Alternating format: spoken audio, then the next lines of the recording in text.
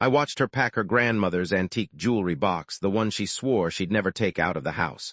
She said it was for a special occasion. I knew it wasn't my birthday. Welcome to Cheating Story Exposed. Please subscribe. My name is Ethan, and I'm an architect who always designs for worst-case scenarios. Wife had 2-hour meltdown about my flaws. I had 2-minute response, attorney's card. Honestly, I thought her accusations about my emotional unavailability were just a tad dramatic, especially considering whose affair she was covering up. Guess who her lawyer will be contacting? It started subtly. Little digs at dinner. You're so focused on blueprints, Ethan, you barely notice I got my hair cut. As if a trim was some monumental event requiring my unwavering attention. I'm an architect, not a mind reader. Then came the complaints about my lack of spontaneity. Apparently meticulously planning our weekends, ensuring we saw the best exhibits and ate at the finest restaurants was a sign of my rigid personality. I prefer organized enjoyment to chaotic disappointment. Wife had 2-hour meltdown about my flaws. I had 2-minute response, attorney's card. After years of nitpicking my every habit from my sock wearing to my career choices, I figured a professional mediator was overdue. Now about those prenup clauses, the eye-rolling, the sighs, the pointed silences. They were all designed to chip away at me to make me question my worth, my value as a husband. I refused to play her game. I simply observed, collected data. I started paying closer attention to her phone, not in a frantic, jealous way, but with a methodical, analytical approach. I noticed the late-night texts, the hushed phone calls taken in the hallway. All the classic signs. Wife had 2-hour meltdown about my flaws. I had 2-minute response, attorney's card. She called me selfish, inconsiderate, and emotionally stunted, but I'm pretty sure she just wanted a reaction. Challenge accepted, turns. Out my response has a retainer fee. Her explanation was always the same. It's just work, Ethan, you wouldn't understand. I designed skyscrapers. I think I can grasp the concept of a work call, but I didn't push, not yet. I installed a network monitor on our home Wi-Fi. I needed concrete evidence, not just suspicions. I wanted to see where her data was going, who she was communicating with. Wife had 2-hour meltdown about my flaws. I had 2-minute response, attorney's card. Apparently leaving the toilet seat up, forgetting anniversaries, and existing in general are grounds for irreconcilable differences. I guess I'll be seeing her in court, and maybe on reality TV. The results were illuminating. Frequent communication with a number I didn't recognize. Encrypted messaging apps being used at odd hours. It was all pointing in one direction.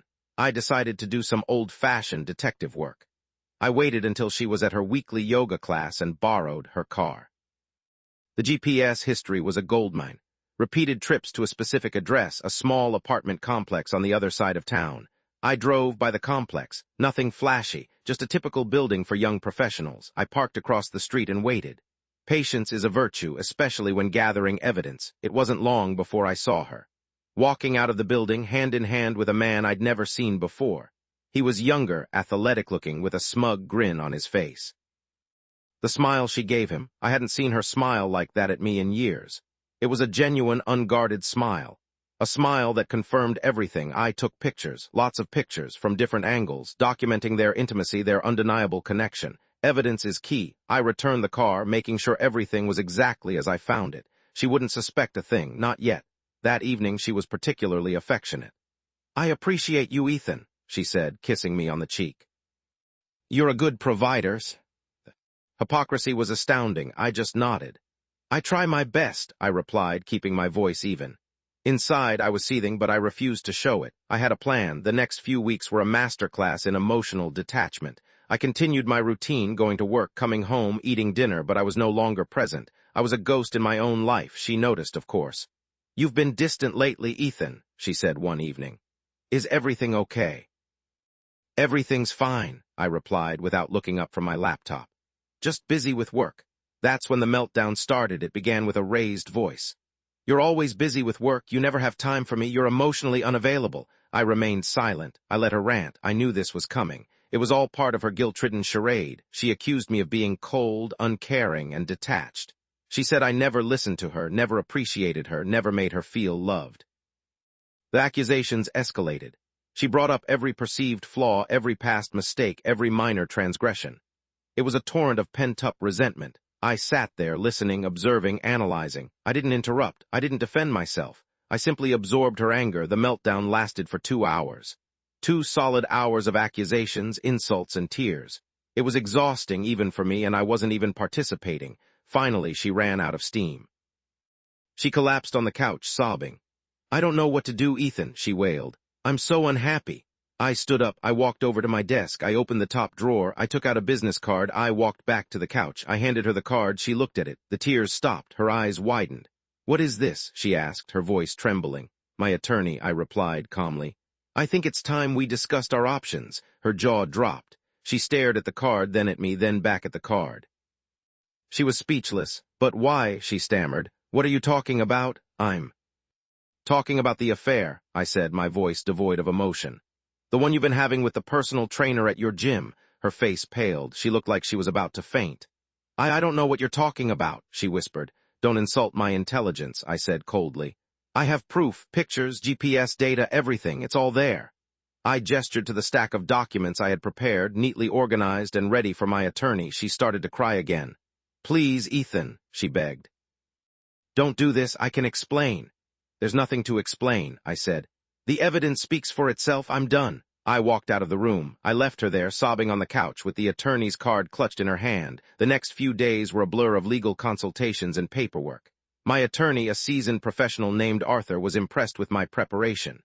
"You've done my job for me," he said, smiling. We filed for divorce. The grounds were adultery, of course. I made sure to include all the evidence I had gathered. She tried to contact me to apologize, to beg for forgiveness. I refused to speak to her. I let Arthur handle everything. Her lawyer, a slick, arrogant man named Julian, tried to intimidate me. He threatened to drag my name through the mud to expose my flaws in court. I wasn't worried. I had the truth on my side. And I had Arthur, who was more than capable of handling Julian's tactics. The divorce proceedings were relatively swift. She didn't have a leg to stand on. The evidence was overwhelming. She ended up losing everything. The house, the car, half of her savings. She even had to pay my legal fees. The affair, it turned out, was more than just a fling. She had fallen in love with the personal trainer. She had even planned to leave me for him, but I had beaten her to the punch. I had exposed her deceit, and I had taken control of the situation. The personal trainer, predictably, dumped her as soon as the divorce became public. He didn't want to be associated with the scandal. She was left with nothing. No husband, no lover, no money, no reputation. She had lost everything. I, on the other hand, had gained my freedom. I was no longer trapped in a loveless marriage. I was free to pursue my own happiness. Some people might say I was cold, calculating, even ruthless. But I don't see it that way. I simply protected myself. I refused to be a victim. I learned a valuable lesson from this experience. Always be prepared. Always gather evidence. And never underestimate the power of a good attorney. It's been a year since the divorce. I've moved on. I've started dating again. I'm even considering buying a new house, one that's more suited to my needs. She, on the other hand, is still struggling. She's working a dead-end job, living in a small apartment, and trying to rebuild her life. I don't feel sorry for her. She made her choices, and she has to live with the consequences. I'm not proud of what happened, but I don't regret it either. I did what I had to do. I protected myself, and I emerged victorious. Wife had 2-hour meltdown about my flaws. I had 2-minute response, attorney's card. The speed of my response wasn't about anger, it was about efficiency. I had already processed her betrayal weeks ago. The funny thing is, she still doesn't understand why I left. She still thinks it was about her flaws, about my emotional unavailability. She doesn't realize that it wasn't about her at all. It was about her dishonesty, her betrayal. Her complete lack of respect for our marriage. I could have forgiven her flaws. I could have worked on my emotional availability. But I could never forgive her infidelity. That's why I handed her the attorney's card. It wasn't a sign of anger. It was a sign of finality. It was a sign that I was done. It was a sign that I was moving on. It was a sign that I was taking control of my life. And it was the best decision I ever made. I've since learned to trust my instincts even more. To pay attention to the small details, the subtle clues that reveal the truth. I'm also more careful about who I let into my life. I'm not cynical, but I am more discerning. I've learned that people are not always who they appear to be. The experience has made me stronger, more resilient, and more determined to live my life on my own terms. I'm grateful for the lessons I've learned, even though they came at a high price. I wouldn't trade them for anything. Because in the end, I emerged victorious. I reclaimed my life and I found my happiness, and that's all that matters. The silence after handing her the card was deafening. The air crackled with unspoken accusations and shattered trust. It was a moment that would forever be etched in my memory. A turning point. I remember walking away, feeling a strange mix of relief and sadness. Relief that the charade was finally over, sadness for the years we had wasted together. But beneath it all, there was a sense of empowerment. I had taken control of the situation, and I was finally free to move on. The divorce was messy, but I refused to let it consume me. I focused on my work, my friends, and my hobbies. I rediscovered my passion for architecture, and I threw myself into my projects. I started traveling again, exploring new cities and experiencing new cultures. I met new people, and I learned to embrace the unknown.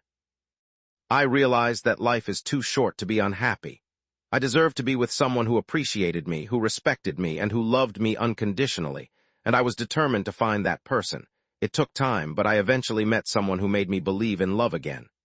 Her name is Olivia, and she's everything I ever wanted in a partner. She's kind, intelligent, funny, and beautiful. She's also fiercely independent and incredibly supportive. We've been together for a year now, and I've never been happier. We share the same values, the same goals, and the same sense of humor. We're building a life together, one filled with love, laughter, and adventure. I've learned from my past mistakes, and I'm committed to making this relationship work. I'm open, honest, and communicative. I listen to Olivia's needs, and I make sure she feels loved and appreciated. I'm not perfect, but I'm trying my best to be the best partner I can be, and I know that Olivia is doing the same for me. We're a team, and we're in this together. I'm grateful for her every day. She's brought so much joy and happiness into my life. She's shown me what it means to be truly loved, and I can't wait to spend the rest of my life with her. The experience with my ex-wife taught me a lot about myself, about relationships, and about life. It taught me the importance of communication, honesty, and trust. It taught me that you can't force someone to love you. It taught me that sometimes the best thing you can do is walk away. It taught me that you deserve to be happy. And it taught me that anything is possible if you believe in yourself. I'm a better person because of what happened. I'm stronger, wiser, and more resilient.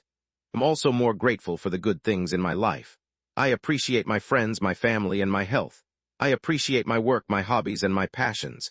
I appreciate every day that I'm alive. I'm living my best life, and I'm not taking anything for granted. I'm happy, I'm healthy, and I'm loved, and that's all that matters. The attorney's card wasn't just a symbol of my divorce. It was a symbol of my liberation. It represented my refusal to be a victim, my determination to take control of my life, and my commitment to finding my own happiness. It was a small piece of paper, but it held immense power. It was the key to my freedom, and I'm forever grateful for it. It also taught me the importance of having a good support system. My friends and family were invaluable during the divorce. They were there for me when I needed them the most, offering a shoulder to cry on, a listening ear, and unwavering support. I learned to lean on them, to trust them, and to value their friendship. I also learned the importance of self-care. I made sure to take care of my physical and mental health during the divorce. I exercised regularly, ate healthy foods, and got plenty of sleep. I also practiced mindfulness and meditation to help me manage my stress and anxiety.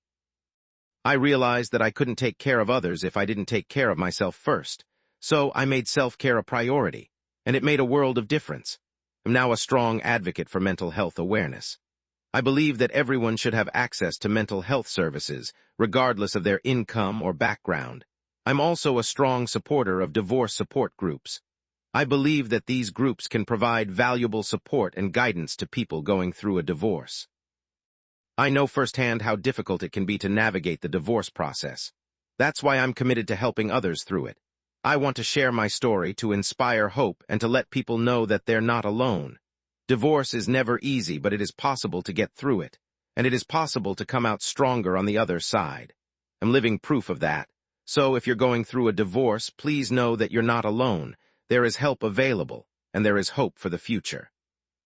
Just remember to take care of yourself, lean on your support system, and never give up on your dreams. You deserve to be happy, and you will find your happiness again. I promise.